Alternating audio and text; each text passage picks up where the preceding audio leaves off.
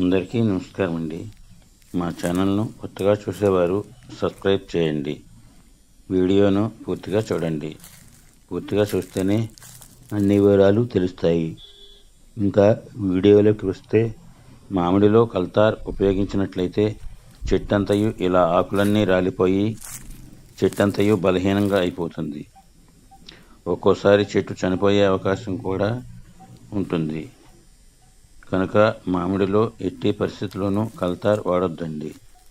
మామిడి చెట్టుకు జూన్ లేదా జూలై నెలలో పశువుల ఎరువును వేసి బాగా నీటిని అందించినట్లయితే చెట్టు బాగా పూత పూసి కాయలు బాగా కాస్తుంది.